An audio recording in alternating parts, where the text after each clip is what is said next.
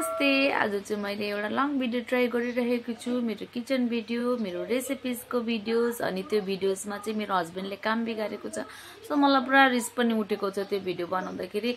तर पनि केही छैन, मैले भिडियो बनाउने कोसिस गरेको छु, काम बिगारेको पनि मैले देखाएको छु। सो हजुरहरूले राम्रो रेस्पोन्स दिनुहोस् होला, धेरै माया अनि सपोर्ट गर्नुहोस् होला है। तपाईहरुलाई कस्तो लाग्यो मेरो यो लङ भिडियो, मैले फर्स्ट टाइम ट्राई गरेको। अनि रेसिपिज पनि छ यसमा, हजुरहरूलाई कस्तो लाग्छ प्लिज हजुरहरूले आफ्नो आफ्नो अनुभव मलाई कमेन्ट्समा बताउनुहोस् होला है। Thank you so much. Video लास्टसम्म हेर्नु नबिर्सिनुहोस् होला।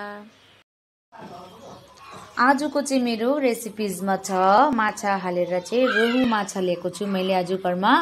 अनि रोहु माछामा चाहिँ म यो आज नयाँ ट्राई गरेको साथी हो। यो चाहिँ माने गुबा हो। अनि यहाँ मैले मसला रेडी गरेको छु। यहाँ जिरा, धनिया, अदुवा, लसुन, तोरी पिसेर रेडी पारेको छु हो। अनि यहाँ प्याज, टमाटर काटेको छु। एउटा काम चाहिँ मेरो बिग्रेको छ साथी हो। मेन कुरा चाहिँ के हो भन्दा चाहिँ नि, माछा चाहिँ मैले बसाएर कराईमा माछा फ्राई गर्नुलाई मैले बसाएर चाहिँ नि म बाटोतिर लागेको थिएँ। अनि मैले मेरो हस्बेन्डलाई भने माछा बसाएको छु मैले फ्राई गर्नुलाई कराईमा, हजुरले हेरिदिँदै गर्नुहोस् ल, म आउँदैछु भन्दा त आउँदै हेर्नुहोस् ल माछाको गति के भएको रहेछ। यहाँ हेर्नुहोस् ल माछाको गति, यहाँ हेर्नुहोस् त,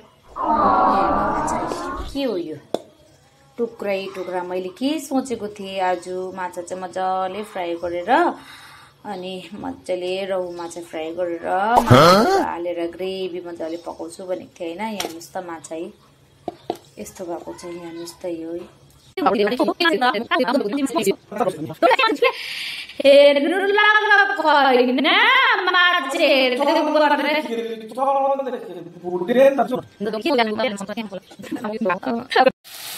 चाहिँ मैले अदरक लसुन मसला हालेर चाहिँ मजाले फ्राई गर्दैछु।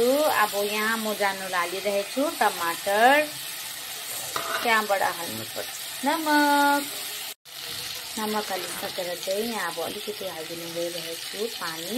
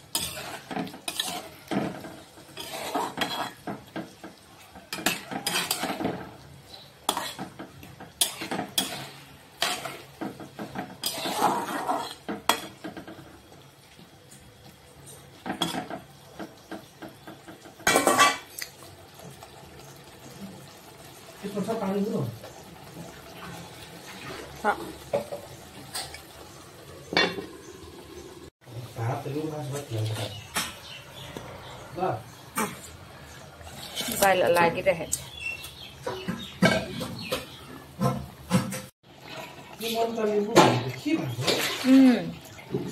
ल पाक्यो है सत्यो मेरो चाहिँ माने गुबा लगाएर माछाको झोल, माछा ग्रेभी भन्दा पनि हुन्छ। पाक्यो, अब यो अलिकति उम्लिनु दिनुपर्छ, त्यहाँबाट चाहिँ सक्यो। चाहिँ मेरो हस्बेन्डको खाना हो। माछा त राम्रो भयो। औ कस्तो भएको छ माछा? स्वादिष्ट भएको छ खाना, एकदम मिठो भएको छ। माछा अलिकति बिग्रे नि तिमीलाई कसले छोडेर जानु भने। यो माछाको ग्रेभी आलु चाहिँ आमालाई लगिदिएको, सासू आमालाई तल। माछा त टेस्टी भयो भन्नुहुँदै थियो हस्बेन्डले, तर अलिकति माछा नफुटेको भए त राम्रो हुन्थ्यो होला। हेर्नुमा पनि यम्मी टेस्टी त।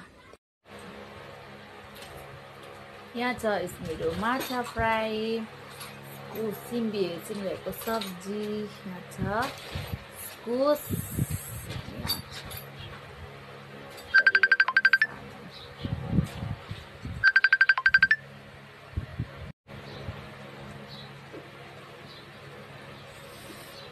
Coba aku lihat, oh mantap.